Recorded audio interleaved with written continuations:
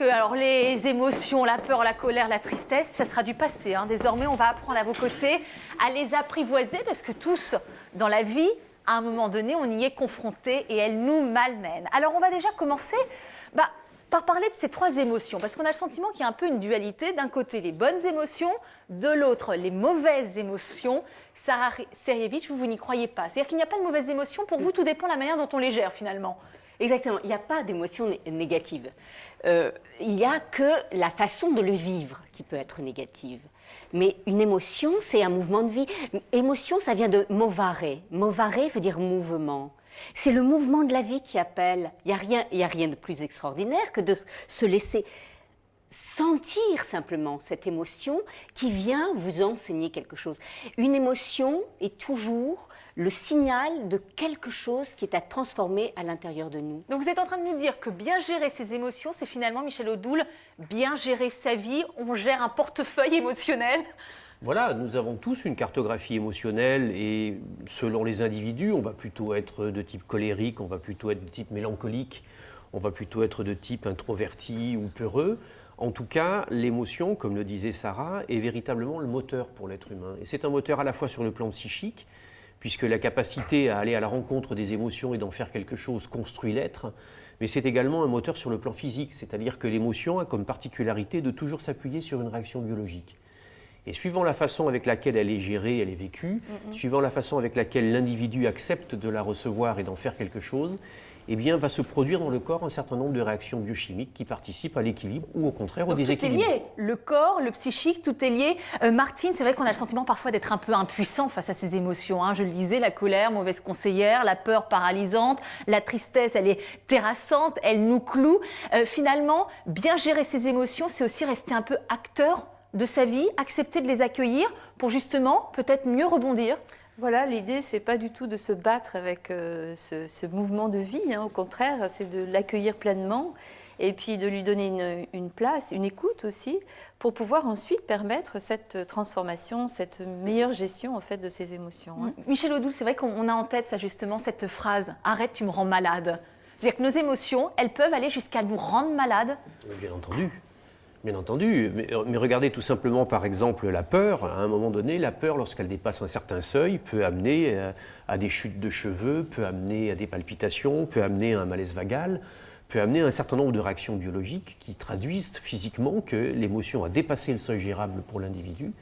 Et la seule façon avec laquelle il va pouvoir éliminer ce qui a été produit par l'émotion, ça sera la maladie. Donc on ne doit pas, Sarah, c'est repousser ses émotions. Elles font partie de l'arc-en-ciel émotionnel, d'une palette émotionnelle qu'on a tous en nous et qu'il faut accepter, accueillir. Alors vous n'aimez pas l'idée de maîtriser ces émotions. Vous dites qu'il faut apprendre à les gérer.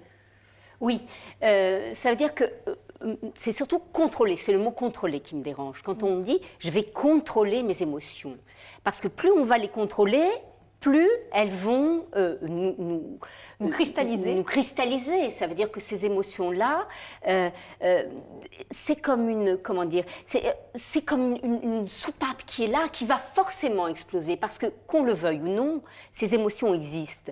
Et donc, comme elles existent, elles vont être vécues en dehors de soi-même.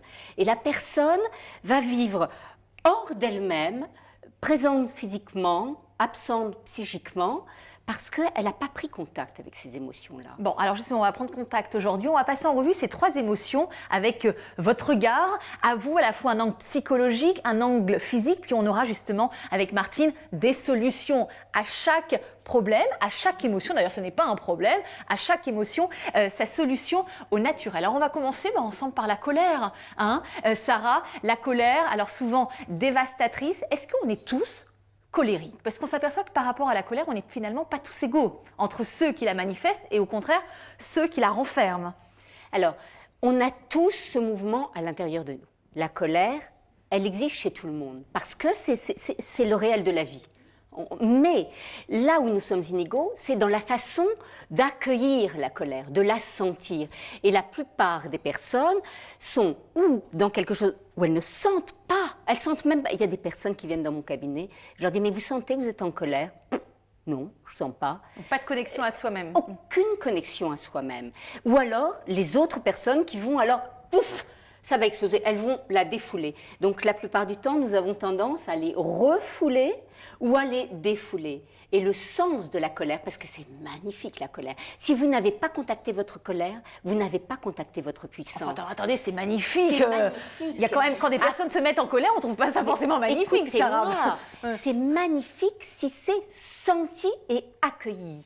Parce que là, je vais pouvoir la parler, cette colère. Mais une Je vais colère pouvoir- maîtrisée, ça semble complètement paradoxal. Une colère, elle est un élan, elle est une révolte. Ça semble incroyable qu'elle puisse être finalement gérée et maîtrisée. Ça, c'est la violence qu'on ne peut pas contrôler. Mais la colère, oui. Parce que la colère, c'est une réaction normale face à une frustration ou une impuissance. C'est très sain d'être en colère. Alors par exemple, mise en situation, du concret, du pratique. Voilà, on vient d'être confronté à une injustice. Voilà, on vient de découvrir cette injustice. La colère monte en nous. Comment on la gère? Alors déjà, elle monte, on doit la sentir. Oui, bon ça, oui, on la sent, y a pas de souci. Mais pas non. Il y a des personnes qui sentent même pas. Le fait de la sentir, c'est le signal d'alarme qui va permettre d'agir dessus. Et c'est là où je vais pouvoir négocier avec moi. Est-ce que cette colère, c'est le moment, je suis là dans un dîner de famille, on vient de m'agresser, ça fait 3 fois qu'on me coupe la parole, qu'est-ce que je fais? Est-ce que je la défoule là autour de cette table ou est-ce que c'est pas vraiment le moment? C'est pas le moment. Alors je vais négocier avec moi, mais qu'est-ce qui se passe? À quoi elle me renvoie cette colère? Pourquoi je ne peux pas? Pour mieux la gérer, il faut la Voilà. comprendre, d'accord. Mieux je vais la comprendre et mieux je vais m'auto-accompagner. Michel Odoul, qu'est-ce qui malmène le plus notre corps? C'est de l'exprimer, cette colère, ou au contraire de la retenir? Parce que parfois, on s'est déjà mis en colère, on se dit, bon, bah, allez, c'est trop tard maintenant, je ne dirai plus rien. Et là, on renferme tout. Qu'est-ce qui malmène le plus notre corps, finalement? Les deux. C'est-à-dire que retenir ou exprimer peut malmener. L'expression qui n'est pas judicieuse et qui est disproportionnée va malmener autant que le refoulement de l'émotion. En médecine traditionnelle chinoise, chaque émotion s'appuie sur l'énergie d'un organe. Et la colère, par exemple, elle s'appuie sur l'énergie du foie. Et il faut savoir que cette énergie du foie, c'est également celle de la renaissance. Et comme on l'évoquait tout à l'heure, l'émotion est un moteur. Et le moteur de la colère, eh bien, c'est de recommencer. C'est-à-dire que, effectivement, comme le disait Sarah, derrière la colère, il y a une frustration, une impuissance, quelque chose nous résiste ou ne se passe pas comme nous voudrions que ça se passe. Soit on se révolte contre ça, et là, à ce moment-là, l'émotion devient destructrice et dysfonctionnelle, soit on en fait quelque chose. Mais il y a quel impact sur le foie? C'est-à-dire que le foie va être fatigué par une colère trop exprimée ou par une colère trop retenue? Oui, absolument. Il y a Et une donc ça va sollicitation. désorganiser le bon fonctionnement du corps? Ça va désorganiser le bon fonctionnement du corps parce que, bien entendu, les organes sont interactifs, ils sont interreliés dans tout ce qui est le fonctionnement organique. Et cette charge énergétique, parce que les émotions, c'est de l'énergie, cette charge énergétique va fragiliser l'organe foie. Donc c'est ce que disait justement Sarah, c'est un peu la cocotte minute. C'est-à-dire qu'à un moment, le corps, il endosse, mais il y a un moment, il va y avoir un impact, une répercussion secondaire sur des organes, et en l'occurrence, la colère, c'est sur le foie. Voilà, la colère, ce sera sur le foie. En comprenant bien une chose, c'est qu'il faut bien comprendre que ça n'est pas la même chose d'accepter, d'accueillir l'émotion que de l'exprimer. Accueillir l'émotion, c'est la ressentir et savoir qu'elle existe. Savoir qu'elle existe, c'est reconnaître que face au moment ou face à la situation qui est vécue, nous sommes, entre guillemets, dépassés ou débordés par quelque chose qui ne se passe pas comme prévu. Mais est-ce qu'on peut imaginer que si le foie est fatigué, on va plus facilement se mettre en colère? Est-ce que les colériques sont des gens qui ont un foie fatigué finalement? Oui, enfin tout dépend comment on dit foie fatigué. C'est-à-dire que dans les fonctionnements biologiques, effectivement, soit l'émotion fragilise l'organe, soit un organe fragilisé va produire plus facilement l'émotion. Ah, voilà. Mais après, vous avez des structures caractérielles. C'est-à-dire que la vie n'est pas quelque chose de totalement linéaire. Les individus ont des structures psychiques qui sont propres à chacun. Vous avez des gens qui sont plus ou moins en phase ou en prise avec leurs émotions. Et dans les structures physiologiques et psychiques d'un individu, vous avez ce qu'on appelle en médecine chinoise des personnes de type bois, structure bois, qui sont les personnes qui dépendent de cette énergie du foie. Et cette énergie du foie, elle produit la capacité à la créativité, à l'imagination, à un certain nombre de qualités. Elle produit l'émotion colère, effectivement, et elle produit sur le plan de l'individu la conscience du moi. Et lorsque le moi est confronté à une résistance du monde extérieur, il va avoir besoin de s'appuyer sur quelque chose qui s'appelle l'émotion colère. Bon, alors on va passer à autre chose tout de suite, ça va être très rapide avec Martine, justement, qui va alors nous proposer le principe des fleurs de Bach.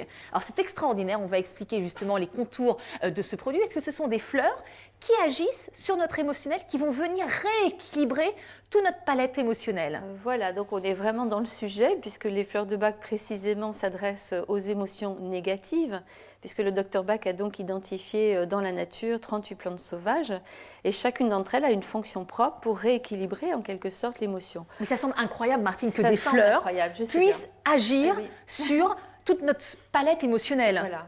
Vous connaissiez, Oui. Michel? Oui, Voilà. absolument. Et vous aussi, Oui. vous faites partie justement des personnes qui ont justement approuvé l'efficacité des fleurs de Bach? Oui, et d'autant plus que c'est à la fois extrêmement troublant en termes d'efficacité et particulièrement intéressant sur le principe, puisque ce sont des substances qui sont fabriquées avec une dynamisation solaire, montrant combien finalement le soleil, qui est ce qui apporte la chaleur et la vie dans notre univers, est exactement la même structure fondamentale. Voilà, je Voilà, montre hein, justement précisément que comment ce qu'est elles sont l'émotion fabriquées. pour un être humain. D'accord. Tout simplement un bol dans lequel on va mettre de l'eau de source et les fleurs vont être cueillies le matin très tôt au moment où il y a la rosée sur les plantes.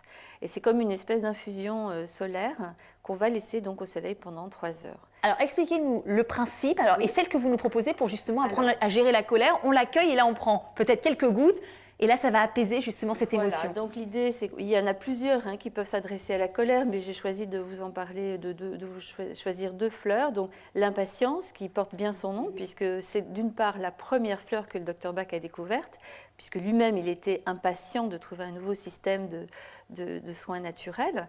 Donc là, c'est quand on est agacé parce que les Alors elle est autres où ne vont pas l'impatience? assez On vite. voit, voilà, ça se présente comme ça. L'impatience, D'accord. donc un petit flacon comme celui-ci qui contient donc la solarisation de la fleur.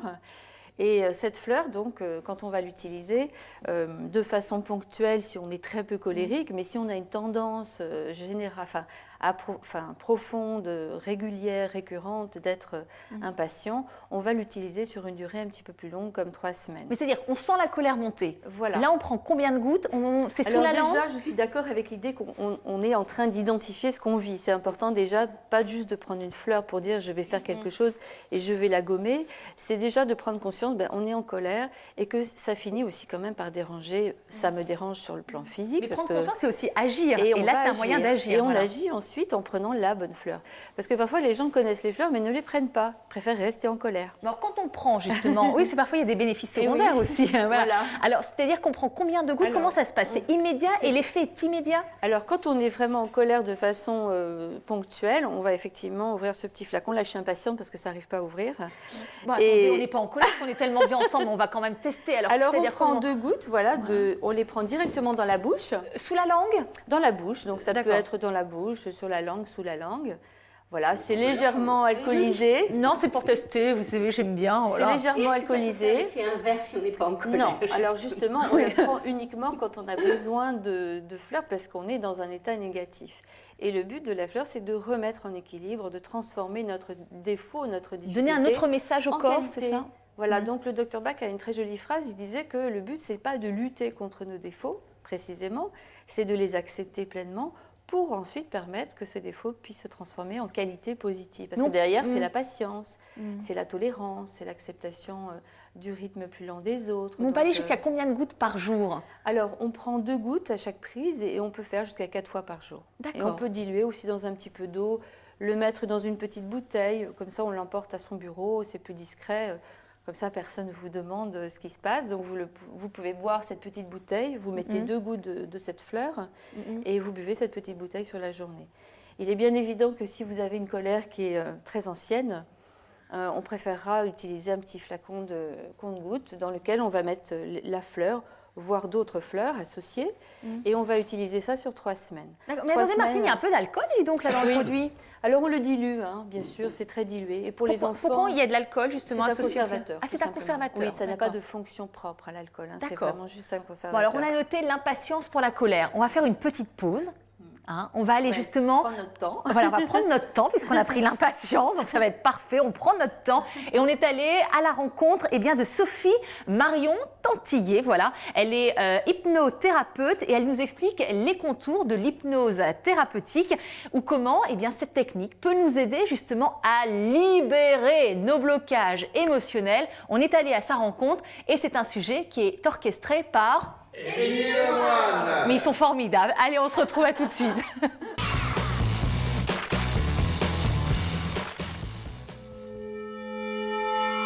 Regardez-moi dans les yeux.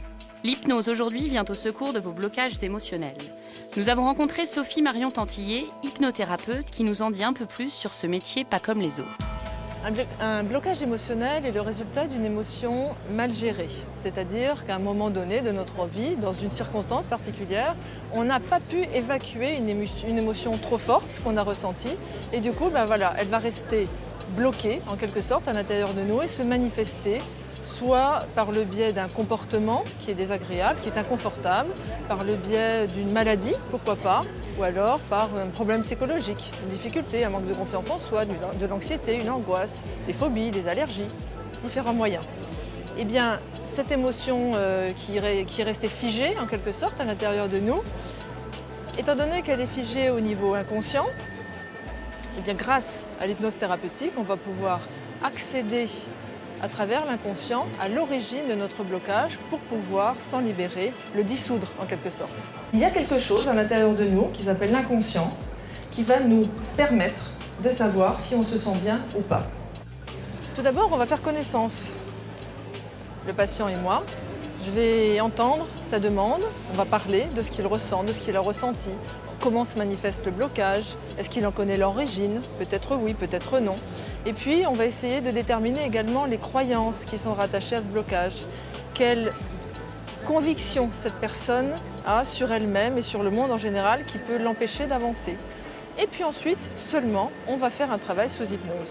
Alors un travail sous hypnose, c'est pas aussi extraordinaire et aussi bizarre que ça peut paraître, c'est finalement assez simple. L'hypnose, eh bien, c'est un processus naturel. Ça permet d'accéder à notre inconscient en étant très au fait, très conscient de notre corps. On place notre conscience dans notre corps et ensuite, moi, je travaille par suggestion pour permettre à l'inconscient de dénouer ce qui a besoin d'être dénoué. Tout le temps, nous sommes en train de nous adapter aux situations que nous rencontrons. Moi, j'ai eu recours à l'hypnose thérapeutique au départ pour des questions de contrôle sur mon poids. C'est-à-dire que j'avais perdu beaucoup de poids et j'avais l'impression d'être en contrôle en permanence. Donc c'est parti de là.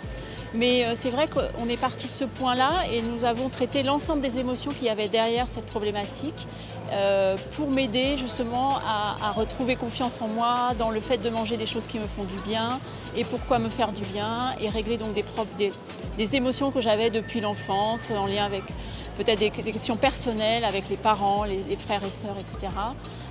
Qui m'ont aidé justement à retrouver cette sérénité personnelle et donc à me considérer et considérer mon corps avec beaucoup plus d'indulgence. Mais l'hypnose suscite aussi des inquiétudes. On l'accuse de manipuler des personnes sous influence. Qu'en est-il ? À aucun cas, ça n'est pas possible, ça n'est pas envisageable. On ne peut pas faire à quelqu'un quelque chose qu'il ne désire pas faire. À supposer même que quelqu'un rentre dans cet état d'hypnose alors qu'il ne l'a pas souhaité, on ne pourra jamais lui faire quelque chose qu'il ne souhaite pas. Et d'ailleurs, si c'était le cas, eh bien on braquerait les banques sous hypnose. Voilà, donc ça se saurait.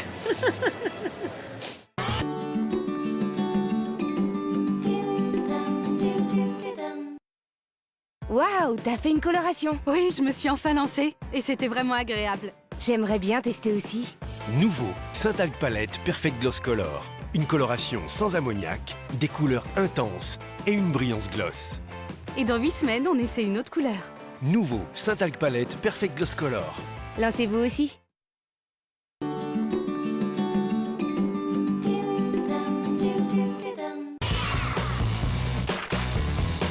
Bon alors un seul mot d'ordre finalement, Michel Odoul, c'est libérer. Dire que tous les mots MOTS qui ne sont pas exprimés, pour vous, se transforment en mots MAUX, c'est l'idée ? Oui. Oui, c'est-à-dire qu'à nouveau, on est dans cette idée que l'émotion est une énergie. Et une énergie, elle a besoin de s'exprimer, elle a besoin qu'elle devienne quelque chose, qu'elle soit transformée en quelque chose. Lorsque ça n'est pas le cas, eh bien, ça se traduit par une réalité physique qui peut s'appeler la maladie. On évoquait tout à l'heure la colère, notamment avec le foie. La colère et les colères soit rentrées, soit excessivement exprimées. Les gens colériques ont souvent de très fortes tensions au niveau vésiculaire. Ça condense la bile et le langage commun le sait. Et quand on dit que quelqu'un a fait une jaunisse de quelque chose, il en a fait une jaunisse, c'est que la personne a vécu une contrariété, une frustration extrême. Alors c'est vrai que parfois il y a une évolution aussi de l'émotion, c'est-à-dire qu'on commence par la colère, qui est violente, qui est impulsive, et ensuite on passe à une autre émotion, celle de la tristesse, dont on va justement parler ensemble maintenant. Et là c'est l'émotion, Sarah Sergeyevitch, de la douleur. C'est-à-dire que tous, on a été confrontés à un moment de tristesse, la deuil, la perte d'un être cher, une séparation, un échec professionnel. Et là, tout devient un petit peu bancal. C'est-à-dire qu'on sent une sorte d'impuissance, et parfois c'est une émotion même qui nous fait peur, parce qu'on se dit que de la tristesse à la déprime, il y a un capa. Mais la tristesse, c'est pas la déprime et c'est pas de la dépression, Sarah. Non, la tristesse, c'est encore une fois un état naturel. Je vais encore dire la même chose, qui est à accueillir. Une fois de plus, parce que si elle n'est pas accueillie, cette tristesse, alors ça va donner lieu à tous les systèmes compensatoires. Alors on va manger. C'est pas le corps qui a faim, c'est l'âme qui a faim d'autre chose, qui a besoin d'être nourrie de quelque chose, qui est confus, parce que quand on n'est pas encore en contact avec cette tristesse, c'est diffus, on ne sait même pas pourquoi on est triste. On a eu une désillusion qu'on ne veut pas assumer, alors on reste sur cette espèce de confusion qui va faire que on est dans quelque chose où on a verrouillé on est blindé parfois, mais la carapace. On a verrouillé les larmes surtout, les larmes qui sont ces substances lubrifiantes magnifiques qui vont nous permettre justement, si on peut les pleurer, de rencontrer les coins arides de soi-même. C'est-à-dire que c'est un moyen d'exprimer comme un autre l'émotion de la tristesse que de pleurer. Il y a des personnes qui ont peut-être du mal à verbaliser la tristesse. Pleurer, c'est un moyen aussi de se libérer. Mais bien sûr que c'est un moyen de libérer. Et puis qu'on soit un homme ou une femme. Évidemment, on a entendu tout petit, à 3 ans, on entend déjà un petit garçon, ça pleure pas. Sois fort. Alors on a honte, bien sûr. On est élevé dans le garçon particulièrement, à prendre des coups sans broncher. Alors, pleurer pour un homme. Et dans mes stages, quand il y a un homme qui pleure, c'est vrai que c'est touchant, un homme qui tout pleure. Tout le monde est émerveillé, parce qu'il n'y a rien de plus noble que des vraies larmes. Michel, ne pleurez pas, même si pour vous, c'est vrai que vous dites souvent que les larmes, c'est un mode d'expression à part entière. Et alors, c'est un orifice où on peut justement expulser certaines toxines, et c'est le seul endroit où on peut les expulser. Oui, absolument. C'est-à-dire que même si vous épluchez un oignon et que vous avez les larmes qui viennent aux yeux, vous n'éliminerez pas ces toxines. C'est-à-dire qu'il faut que l'émotion tristesse soit présente pour que ces toxines soient éliminées. Mais il faut bien comprendre qu'il faut faire une différence majeure entre ce qu'est la tristesse et la mélancolie. C'est-à-dire que la tristesse est une émotion qui est l'émotion de l'accueil et de l'acceptation nécessaire de la perte, quel que soit l'objet de cette perte. Et elle est essentielle pour pouvoir faire le deuil, c'est-à-dire passer à autre chose. L'acceptation de la mort. La tristesse est l'émotion nécessaire à la capacité de l'individu de tourner la page. Oui, mais on a le sentiment d'une irrévocabilité, c'est-à-dire une irréversibilité. Voilà. Mais c'est le propre même de la vie. Ouais. C'est le propre même de la vie, c'est-à-dire que la vie se construit de la mort. La vie continue dans nos organismes parce que des cellules meurent en permanence.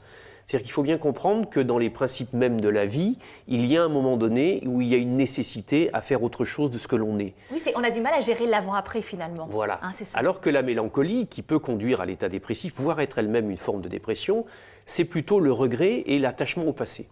Qui sont des choses qui sont relativement différentes et qui, elle, bien entendu, peut amener l'individu à ces états de dépression graves qui peuvent conduire même jusqu'au suicide, puisque l'énergie qui gère la tristesse, c'est aussi l'énergie de l'instinct de survie de l'individu. Alors, c'est incroyable, si vous regardez au moment de la tristesse, quand on voit les enfants pleurer, on sent qu'il y a comme une sous-oxygénation, c'est-à-dire qu'on a du mal à reprendre son souffle, à reprendre sa respiration.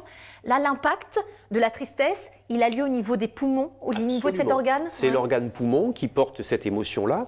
Et c'est très intéressant de voir comment quelqu'un qui accueille la tristesse et se laisse véritablement pleurer a des sanglots, des suffocations, etc.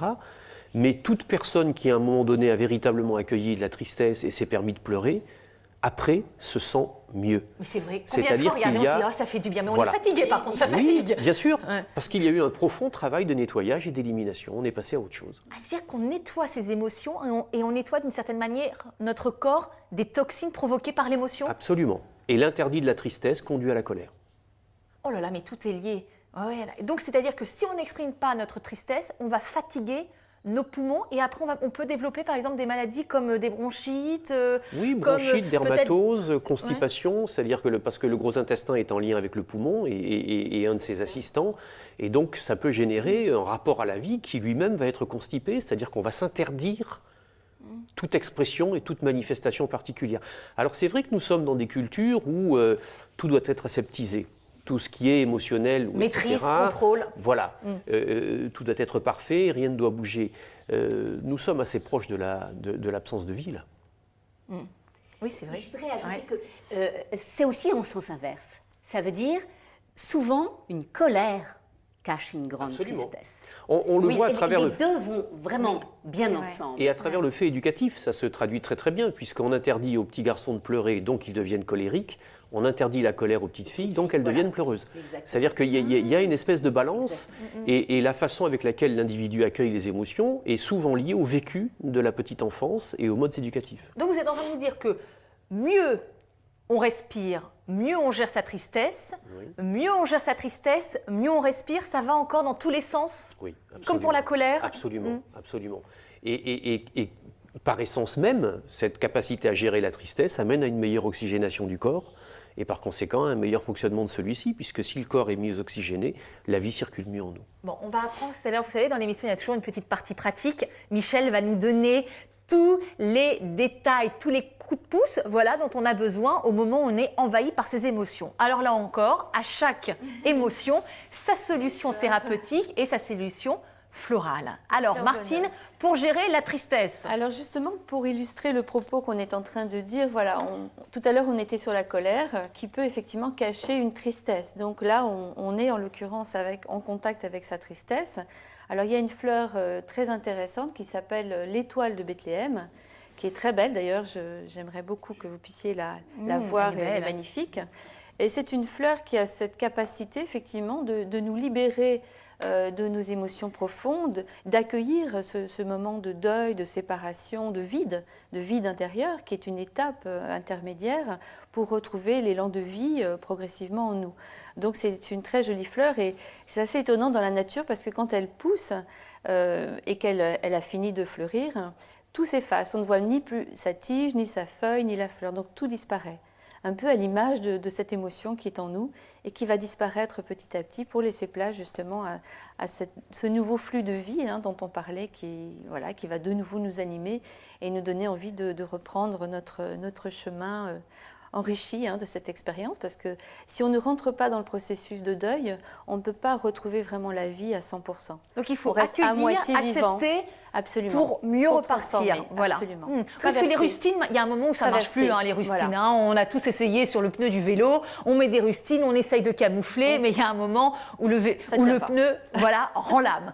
Alors, est-ce qu'on peut mélanger justement ces fleurs? Par exemple, Sarah disait qu'en général, tout est lié. La colère cache une tristesse. Est-ce qu'on peut mélanger, par exemple, l'impatience qui est destinée à la gestion de la colère avec l'étoile de Bethléem qui est associée à l'émotion de la Oui, tristesse? mais là j'ai un exemple. L'autre jour, j'ai rencontré une personne qui vivait justement un deuil, donc qui avait besoin de Star of Bethlehem, et elle était très impatiente en fait de se sortir de cette situation de deuil, parce que tout le monde autour d'elle lui disait mais allez, secoue-toi, remue-toi, dépêche-toi, va mieux quoi, parce que c'est vrai qu'on a du mal à accueillir le deuil, le chagrin des autres personnes. Bon, donc là, les deux ont été associés. Bon, je propose d'associer, d'essayer, parce que je sais qu'on va vivre un deuil dans quelques instants, puisqu'il faudra se quitter et que ce sera la fin de l'émission. Alors, Donc je propose éventuellement. Mais oui, c'est un deuil, donc il faut que je me prépare. Est-ce que, par exemple, on prend ça en amont, en aval, d'une situation dont on sait qu'elle peut nous malmener? Alors on prend les fleurs de bac au moment où on vit l'émotion. D'accord. On n'anticipe pas, on prend les D'accord. fleurs précisément au moment où c'est nécessaire, tout simplement. Bon, alors j'anticipe quand même Allez, un petit peu. petite Mais c'est anticipation. voilà, donc c'est encore deux gouttes. Et maximum, donc 2 gouttes pour une prise, à chaque prise. Et on répète 4 fois par jour au moins. C'est important la répétition, c'est important le processus de répétition de la prise. Et on va donner un message. Non, c'est à répartir sur la journée en sachant que c'est tout à fait compatible aussi avec toutes sortes d'autres médications. Hein. C'est important de le préciser, il n'y a pas d'accoutumance. Il n'y a pas d'effet secondaire, voilà, de contre-indication. Voilà. Et pourquoi les fleurs? C'est-à-dire qu'on se dit, ça semble tellement incroyable. La nature, on le sait, est très bien faite, elle nous offre des merveilles, mais pourquoi les fleurs en particulier? Pourquoi elles et pourquoi une action sur nos émotions? Alors ça, c'est quelque chose qu'on devrait demander au Dr Bach. Malheureusement, il n'est plus là pour nous répondre, mais il s'est rendu compte à travers son ressenti, puisque lui, il a vraiment fait appel à son intuition et à son ressenti. Il a été comme un laboratoire vivant, en quelque sorte, et il a expérimenté sur lui-même, tout simplement, les fleurs. Et c'est à partir de là qu'il en a déduit que certaines fleurs avaient des particularités propres à réveiller nos qualités endormies, on va dire. Hein. Michel ? Ce qui est amusant, justement, c'est qu'on retrouve une cohérence avec la médecine chinoise, parce que en médecine chinoise, il y a 5 principes qui régissent les 5 organes majeurs, les 5 émotions de base, qui sont le feu, le bois, la terre, le métal et l'eau, et qu'à chacun de ces principes, par exemple, sont associés une partie de la plante. Dans une plante, vous avez la racine, la tige, la feuille, la fleur et le fruit. Et la fleur, c'est ce qui est en rapport avec le feu et avec le solaire. C'est-à-dire qu'on est véritablement dans ce qui est le moteur même de la vie dans notre univers. Et que finalement, on retrouve ce que Paracels avait dit avec la signature, la théorie des signatures des plantes, et bien que la partie de la plante qui est la fleur, c'est-à-dire qui est la dimension solaire, dynamisée par le soleil, restaure les émotions chez l'individu et les rend fonctionnelles. Et c'est incroyable parce que là, on parle ensemble de 3 émotions dites négatives aujourd'hui, et c'est un bonheur que de vous écouter parce qu'on pensera à vous au moment où on y sera confronté et on saura comment les gérer. C'est ça qui est formidable. Bon, Michel, vous allez partir avec moi, on va aller faire une petite séance pratique pour apprendre justement à mieux apprivoiser ses émotions. Alors on se déplace, on vous laisse tranquillement Sarah et Martine, mais on vous rejoint pour aborder en dernière phase de l'émission l'émotion qui est la peur. Allez, on y va Michel. Allons-y. On va se préparer, on va se mettre en condition, c'est parti. Allez, venez Michel, voilà, parce que l'émission c'est aussi de la théorie, mais c'est aussi, vous le savez, de la pratique, et apprendre à gérer ses émotions, c'est aussi apprendre à gérer notre corps. Et là, il est à notre portée de main. Donc finalement, on n'a aucune excuse, aucun alibi. Alors Michel, on va faire des petits exercices pratiques à vos côtés au moment où l'émotion va nous emporter, nous malmener, que ce soit aussi bien la colère, la tristesse que la peur finalement. Oui, voilà, parce que tout à l'heure nous évoquions que le fait qu'un organe soit fragilisé peut nous amener à l'émotion. Eh bien, nous allons nous servir du corps pour gérer justement les émotions.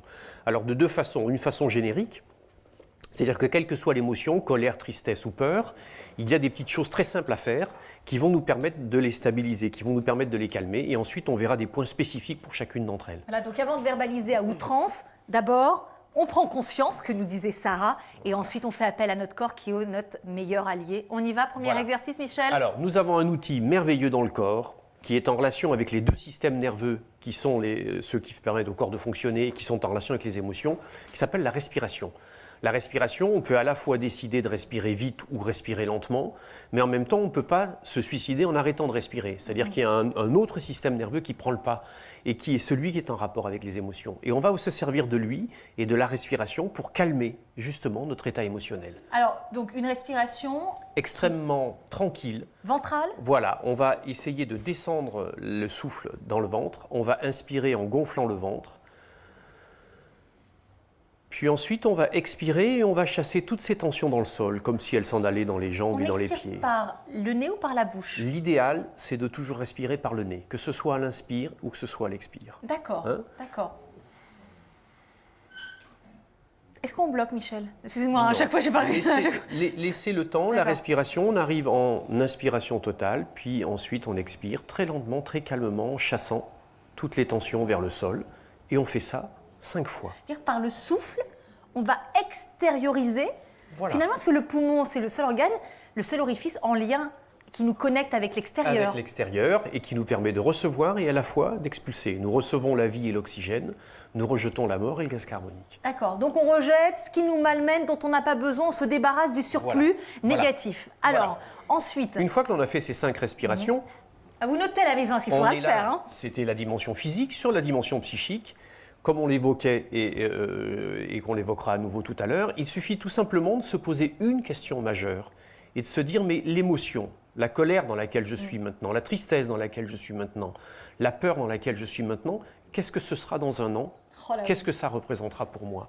Et on va se rendre compte que là, la plupart des émotions vécues dans un instant, sur la réaction par rapport à un instant, s'envolent, se délitent. Les anciens Chinois disaient que les émotions, c'était des tigres de papier. C'est-à-dire c'était quelque chose de gigantesque et d'énorme, mais il suffisait de craquer une allumette, il n'y avait plus rien. Bon alors donc, première étape, parce qu'on s'assoit, parce qu'attention, c'est la leçon aujourd'hui avec Michel. Première étape, respiration. Deuxième étape, on se pose cette question. Voilà. Et troisième étape, là, on va agir sur le corps, sur un point réflexe qui va donner une information à un organe du corps. Voilà, on va les cibler. Hein, Je me rapproche de vous. Oui, hein, rapprochez-vous voilà, de moi. je me rapproche. Comme je l'expliquais tout à l'heure, l'émotion est une énergie. Cette énergie, on va pouvoir la travailler sur les méridiens d'acupuncture qu'on connaît avec la médecine traditionnelle chinoise, et que pour chaque type de méridien, eh bien, on va les travailler à un point particulier en relation avec l'émotion. Mais ça semble incroyable. Comment on peut agir sur un point en voie externe sur un impact interne? Mais vous savez, il y a une relation qui est extrêmement simple, c'est que pour cette vision qui est celle de la médecine traditionnelle chinoise, dans notre univers, tout est vibratoire. La physique moderne a constaté que la matière aussi, c'était une mise en forme particulière de l'énergie. Et donc, en travaillant sur cette énergie, on va avoir une action sur le physiologique. On peut, par exemple, faire des opérations sous anesthésie faites uniquement par acupuncture. Donc, agir sur un point d'acupuncture, mais on a nos doigts. Et on ça a fait nos office doigts et il va y d'aiguille. avoir un travail qui va agir de la même façon. On y va. Première émotion, la colère. La colère. Alors la colère, on va aller la travailler sur un point qui se situe ici. Vous voyez, vous avez le pouce qui vient s'attacher ici au poignet. Vous avez l'index qui vient s'attacher à peu près au même endroit. Juste avant, ici, avant le point de jonction. C'est un petit peu plus mou. Voilà, c'est un petit peu plus mou. Vous voyez, si vous pliez le pouce, vous allez créer une petite bosse, comme une petite colline. Sur cette colline, et en allant chercher contre la main, vous avez ici un point qui est un point très important. C'est un des points qu'on appelle le point du lâcher-prise. C'est-à-dire c'est un des points par lesquels on va relâcher la tension qu'on a dans le rapport au monde extérieur, et c'est un point qui va permettre de gérer la colère. Vous sentez là, la capacité de lâcher prise, là, vous sentez. Voilà, absolument. Et donc on va toujours commencer... main gauche ou main droite? On commence toujours d'ailleurs par la main droite. Hein. Ah, d'accord. Voilà, donc on peut le faire sur soi-même, bien entendu. Bah voilà, hein. c'est pour ça, c'est pour que vous le fassiez, vous, à la maison. Hein. Et l'intérêt de ce travail-là, c'est que même dans une réunion au travail, il y a quelque chose qui se passe, vous sentez la colère qui monte, vous pouvez tout à fait discrètement travailler sur vous-même ce point-là. Voilà, vous venez le repérer. En réunion, on va tous être comme ça va être formidable, on va et tous vous allez, savoir. tout simplement, avec un doigt, vous massez comme ceci, en tournant dans le sens des aiguilles d'une montre, pendant une trentaine de secondes, en exerçant une certaine pression.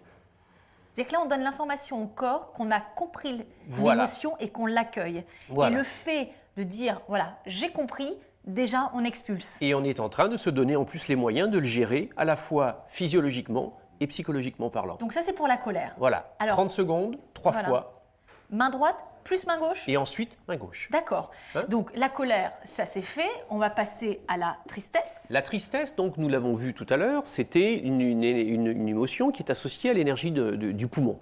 Le méridien du poumon, il passe lui aussi dans le bras, ici, et nous avons ici, au niveau du pli de flexion du poignet, vers l'endroit où le pouce s'attache ici au bras, nous avons un point qui est un point très important, qui est le point numéro 9 du poumon, que l'on va travailler exactement de la même façon que le point précédent, c'est-à-dire en tournant dans le sens des aiguilles d'une montre, 30 secondes, et on fera ça aussi 3 fois, en commençant à droite, puis ensuite à gauche. Hein. On va pouvoir le faire à l'identique, comme ceci, sur soi-même. Ce travail va permettre à cette énergie du poumon de se restructurer et va permettre à la tristesse d'être gérée comme il convient. C'est-à-dire, elle ne va pas être empêchée, elle ne va pas être refoulée, mais elle va par contre être canalisée et vectorisée à la fois physiquement et psychiquement Alors, on a de la fait façon qui convient. La colère, et la tristesse, La tristesse avec Sarah et Martine. On va poursuivre avec la peur dans quelques instants. Oui. Allez, le petit point réflexe pour la peur. Pour la peur, le petit point réflexe se c'est situe que au les niveau mains. de la cheville. Voilà. Alors, donc, Hein? on retire décidément. Qu'est-ce qu'on retire? Les chaussures Voilà. ici. Alors, Donc, vous voyez ici, sur la face interne de la cheville, il y a un os qu'on appelle la malléole interne. Ici, nous avons un tendon qui s'appelle le tendon d'Achille. Eh bien, vous voyez, 2 largeurs de doigts au-dessus de cette malléole interne, sur le tendon d'Achille. Nous avons là un point très important du méridien du rein qu'on va venir travailler, lui aussi, en tournant dans le sens des aiguilles d'une montre. 30 secondes. 30 secondes, 3 fois. Droite, puis gauche. Puis gauche. Ça va permettre à l'énergie du rein, qui a été utilisée, voire épuisée éventuellement par l'émergence de la peur, de se restructurer et de réorganiser le rapport à cette peur qu'on va gérer correctement. Parce que le rein, qui est à la fois dans ce qui est le rapport à la peur, c'est aussi ce qui gère dans le corps les médullo-surrénales et notamment tous les corticoïdes naturels, c'est-à-dire ce qui ramène la paix en nous. Bon, et ben voilà un peu de pratique. Alors il faudra dégainer ça, hein, les amis. Le jour où vous serez touchés par une de ces trois émotions, on va poursuivre, Michel. On va rejoindre Sarah et Martine du côté du feu de cheminée. C'est parti. Allez, on y va, Michel. Et on va continuer avec la peur. Vous avez tellement raison, Michel. C'est vrai que combien de fois on s'est dit tout ça pour ça. Dans quel état je me suis mise, dans quel état je me suis mis, voilà, pour un événement qui n'aura plus d'importance dans un an. Ça permet, en fin de compte, il faut relativiser. C'est ça aussi, apprendre à gérer ses émotions, c'est apprendre à relativiser. Oui, à apprendre à relativiser et à prendre contact avec le réel de la vie. Parce que dès lors qu'on est dans une émotion, on est dans quelque chose qui n'a rien à voir avec la réalité qui est dans l'instant. Ça veut dire comment reprendre contact avec le réel de la vie, sentir ce qu'on sent, boire ce qu'on boit, entendre ce qu'on entend, être en contact avec ce qui est là. Et ici et maintenant. Quelque chose s'apaise immédiatement. Ouais. Exactement. Oui, c'est vrai. Alors, il faut absolument que je fasse part de vos livres, parce que là, on a tellement eu d'informations. Si vous voulez justement faire un suivi à la maison, Michel Odoul, Dis-moi où tu as mal, je te dirai pourquoi, aux éditions Albin Michel. Également, Aux sources de la maladie, c'est aux éditions Albin Michel. Et Sarah Serjevich, voilà, Rompre avec nos rôles, c'est aux éditions Le Souffle d'Or. Et alors, à venir bientôt le livre de Martine, mais en attendant, si vous voulez découvrir justement tous les contours des fleurs de Bach, La guérison par les fleurs, c'est du docteur Edward Bach et c'est aux éditions Le Courrier du Livre. Allez, on va finir en beauté avec une émotion qui est très actuelle dans la société dans laquelle on vit, c'est celle de la peur. C'est vrai, la peur de l'inconnu. Et alors la peur, finalement, c'est une émotion à double tranchant, Sarah Serjevich. C'est-à-dire qu'en même temps, elle nous protège, elle nous évite d'aller vers le danger et en même temps aussi, elle nous paralyse. Alors jusqu'où cette émotion nous est salutaire et à partir de quand, justement, elle est pour nous au quotidien un handicap? Alors, il y a plusieurs peurs. D'abord, il faut savoir que derrière chaque peur se cache un grand désir. Tous nos grands rendez-vous nous effraient. Et c'est important de savoir qu'on ne peut pas aller à quelque chose d'important pour soi sans être en contact avec cette peur qui va nous permettre des grands dépassements. Maintenant, il faut savoir qu'il y a plusieurs peurs. Il y a les peurs qui sont complètement irrationnelles. La peur des araignées, la peur de prendre l'ascenseur, la peur de la foule. Ça, ce sont des peurs qu'il faut travailler parce que ce sont des vieilles histoires encore qui n'ont pas été déplayées. Et il y a les peurs qui sont des peurs qui anticipent une réalité à venir. Je donne un exemple. Un banquier, par exemple, il a peur du braquage. Il a bien raison d'avoir peur de ça. Ça peut être une réalité. Ça peut être une réalité. À partir du moment où il est en contact avec ça, ça va lui donner l'occasion d'aller voir son directeur de ressources humaines et de demander une formation pour apprendre les gestes qui vont lui permettre d'anticiper. C'est une manière d'être actif, finalement. Voilà, exactement. Donc, cette peur-là, encore une fois, est un outil psychique qui nous est envoyé pour aller vers une transformation. Mais moi, ce que je trouve extraordinaire avec la peur, c'est que quand on y réfléchit, quand on réfléchit à un événement, on peut avoir peur et une fois qu'on s'est lancé dans l'action, on n'a plus peur. Et ça, c'est un petit peu aussi le règne animal auquel vous êtes intéressé, Michel Odoul. Oui, absolument. C'est-à-dire qu'effectivement, la peur est un moteur essentiel et c'est un vecteur de survie. C'est-à-dire que lorsque la peur, qui est une émotion totalement viscérale, vient nous interpeller, elle signifie que nous sommes confrontés à quelque chose qui nous met face à de l'inconnu, quelle que soit la raison pour laquelle nous sommes en train de considérer que c'est de l'inconnu. Et cette peur, elle peut soit être un moteur pour nous faire fuir, soit être un moteur pour nous faire réagir, ou être au contraire quelque chose qui va devenir complètement cristallisant, qui va complètement nous tétaniser. Et il faut savoir que derrière cette notion de peur, il y a une énergie qui est l'énergie des reins, qui est une énergie fondamentale pour l'être humain, puisque c'est aussi celle qui amène le courage. Mais vous êtes en train de nous dire que l'organe qui est rattaché à cette émotion de la Ce sont les peur, reins. c'est les reins, d'accord. Ce sont les reins. Or, les reins, c'est aussi au niveau organique, ce qui a la charge au niveau endocrinien, de ce qu'on appelle les surrénales, qui sont les glandes qui sont à la base des sécrétions hormonales nécessaires à une réaction face à une sollicitation et une situation éventuellement qui peut nous mettre en péril. Non mais attendez, c'est incroyable, c'est-à-dire que c'est tellement juste, regardez le réflexe automatique qu'on peut avoir face à une peur très importante, regardez, d'uriner sur soi. Absolument. C'est-à-dire que lorsque l'on est dépassé par cela, l'énergie des reins s'effondre et cela va avoir un certain nombre de conséquences sur le plan physiologique. Ça peut être la chute des cheveux qui dépendent de cette énergie-là. Ça peut être effectivement des relâchements de sphincter. C'est-à-dire qu'on va avoir des manifestations corporelles qui vont venir là. Mais ce qui est intéressant à voir en parallèle avec ça, c'est que cette énergie des reins gère ce qu'on appelle le courage. Et c'est là où on voit que le courage, ça n'est pas l'absence de peur, mais c'est la capacité à regarder la peur en face, c'est-à-dire en faire quelque chose. Voilà. Parce que l'absence de peur, c'est l'inconscience. Hein? C'est intéressant d'écouter, par exemple, les interviews des grands pilotes moto ou de Formule 1, ou etc., qui viennent d'avoir un accident extrêmement grave, et où on leur dit « mais est-ce que vous n'avez pas peur de remonter dans la voiture ?» et tout. Et tous répondent systématiquement la même chose. Le jour où je n'aurai plus peur, j'arrêterai de courir parce que ce jour-là, je serai en danger. Non mais c'est incroyable. Alors par exemple, à une personne qui est confrontée à sa peur actuellement, la peur de relever un challenge, la peur de relever un challenge aussi bien professionnel que personnel, quels conseils vous auriez à donner? Déjà faire le tri avec ses pensées. Qu'est-ce qui se passe? De quoi j'ai vraiment peur? Et quand on commence à élaborer la chose, on se rend compte que ce dont on a peur, c'est justement ce qu'on a envie d'affronter, puisque nous contenons à l'intérieur de nous les ressources qui sont proportionnelles à nos épreuves. C'est-à-dire qu'on a un capital beaucoup plus incroyable qu'on l'imagine, trop souvent mis en jachère et par la peur justement. Il y a une seule question à poser lorsqu'on est confronté à une peur. Une seule, c'est quel est le risque? Oui, rien à perdre. Quel est le risque? On n'a rien à Quel perdre. est le donc on risque fonce. que je prends là? Voilà. Ouais. Bon, alors on va pas prendre de risque nous, parce que de toute manière Martine est là, donc on ne va même pas avoir de peur, donc il n'y a même pas de raison, même pas peur. Et là encore, alors on va trouver la fleur qui va justement rééquilibrer cette émotion qui parfois nous paralyse. Voilà, donc il y en a plusieurs dans les 38, donc j'ai choisi de vous parler de Mimulus, qui est la peur précisément pour toutes les peurs identifiées, connues, qu'on peut décrire. Voilà, concrètement. Et cette fleur dans la nature, précisément, quand elle est à maturité, les graines se jettent à l'eau. Alors c'est une belle image, je trouve, dans le sens où c'est symbolique. Voilà, ça nous aide à nous jeter à l'eau, parce que parfois, effectivement, notre peur nous retient en arrière.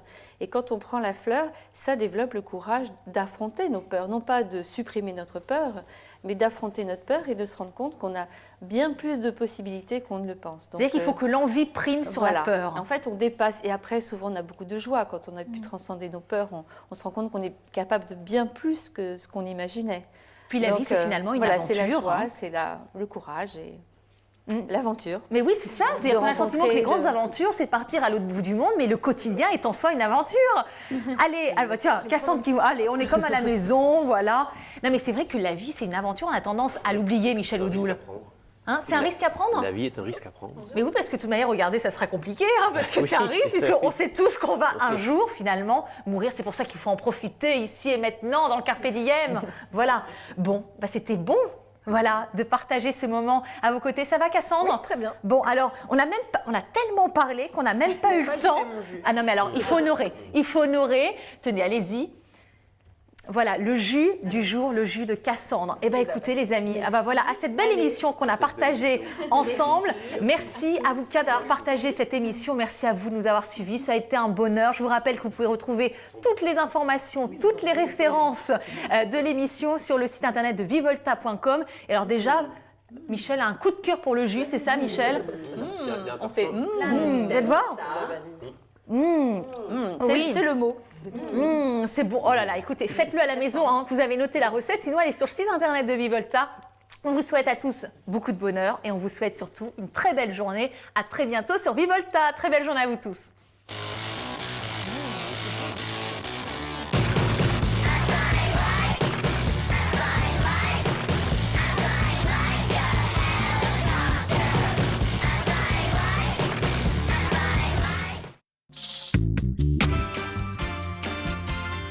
Je veux que ce soit simple, mais raffiné. Oh mon Dieu, C'est hideux. Je ne crois pas que ça va beaucoup leur plaire. Ne le dites pas à la mariée, tout de suite sur Vivolta. Ce soir, Salut Rosie. Ta prochaine cliente s'appelle Ali. Elle et son mari attendent leur premier enfant et ils ont besoin d'aide pour régler un problème de nature sexuelle. Je m'appelle Rosie Pope. J'offre des services de soutien de luxe aux femmes enceintes. J'ai besoin de vous. J'accouche dans 4 semaines et je dois me marier avant ça. Mes clientes sont des mamans à $1 million. Vous m'avez fait venir parce que vous avez besoin d'aide? C'est ça que votre femme vit en ce moment. C'est moins sexy, non? Bonne chance, chérie. Je suis un peu folle. coach personnel pour millionnaires en détresse. Poussettes et talons hauts, ce soir à 19h55 sur Vivolta.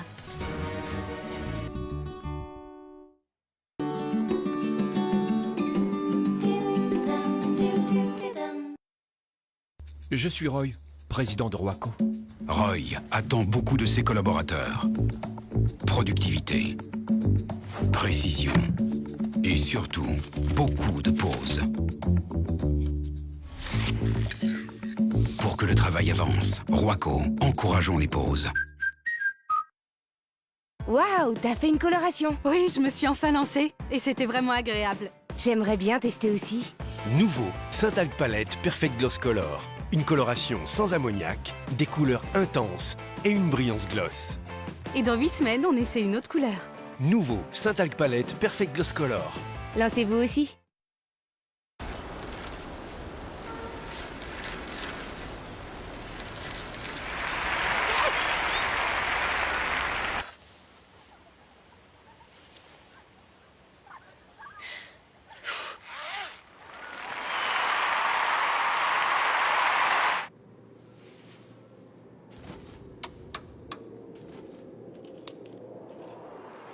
À chacun ses challenges, à chacun sa diététique. Gerblé, l'expert diététique.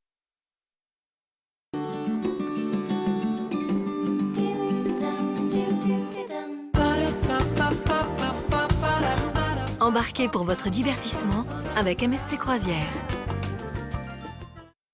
Pour la toute première fois, des milliers de fans en folie de la série Ne le dites pas à la mariée, comme moi par exemple, ont voté en ligne pour désigner leur épisode préféré. Incroyable. J'ai mon mari. Au cours des 5 saisons précédentes, nous avons distribué plus d'un demi-million d'euros à 50 fiancés. 14 000 euros. Pour organiser le plus grand jour de l'amour de leur vie. Je sais que de toute façon, ça n'ira pas. Je ne le souhaiterais à personne. Les chaussures, c'est toujours le problème, ces maudites chaussures. Certains s'en sont bien tirés. Oh, que c'est beau. Oh, oh là là. Oh. Et d'autres ont eu de la chance de s'en sortir vivants. Passe-moi le téléphone, je vais lui montrer ce qu'est une harpie. La journée est fichue. On voit vraiment tout. Mais qu'est-ce qu'on fait à Thor Park le jour de mon mariage? Alors préparez-vous à en voir de toutes les couleurs, car voici les extraits de vos 10 épisodes préférés. C'est vraiment l'enfer.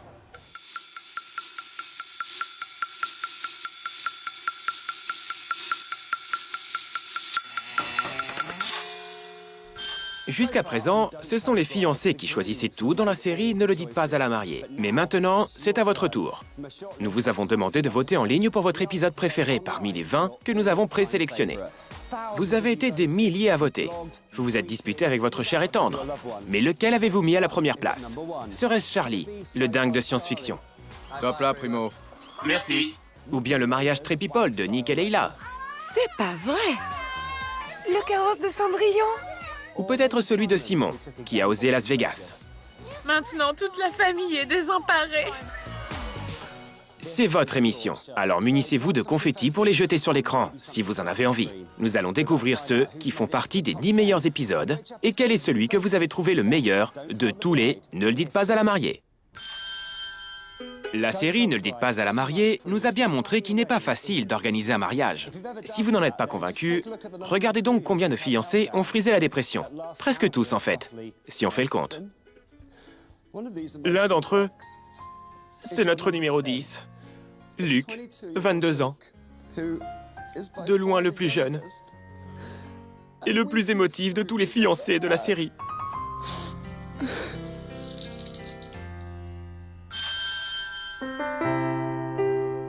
Luc et Alex se sont rencontrés à Ibiza, l'île de la fête non-stop.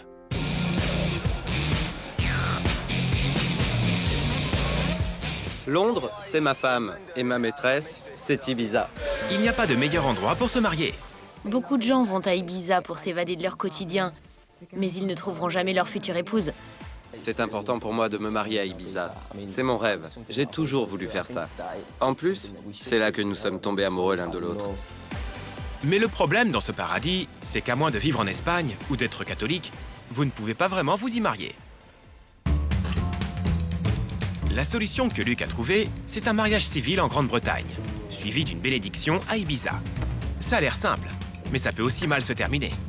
Jay, le témoin de Luc, l'aide à gérer la logistique. J'ai appelé la mairie, ce sera simple et très court. On arrivera avec les témoins, puis nous repartirons aussitôt. On ne prévoit pas de fête du tout? Non, rien du tout. D'accord, donc nous n'avons rien d'autre à faire. Je crois qu'on mérite un coup à boire. C'était dur. C'est donc parti pour une cérémonie de mariage express, à Londres, avant que Luc ne reparte à Ibiza pour tout organiser. Je ne passerai pas ma nuit de noces avec ma femme. Pas de problème, tu seras avec moi. Quoi? Alex va se retrouver toute seule à la mairie? Il va y avoir des larmes. Le vrai mariage, c'est à Ibiza. C'est là qu'on va vraiment se marier, pour de vrai. C'est le mariage le plus compliqué de toute la série. Nous voilà de retour à Ibiza. Ici, c'est chez nous. Avec 14 000 €, c'était la fête pour Luc et Jay. Enfin, c'est ce qu'ils croyaient. Où est-il? J'ai besoin de lui. Il faut qu'on reste ensemble. Je croyais qu'on faisait équipe. Regarde-toi, mais tu as vu comme tu es stressé, redeviens normal. Redeviens toi-même. Et je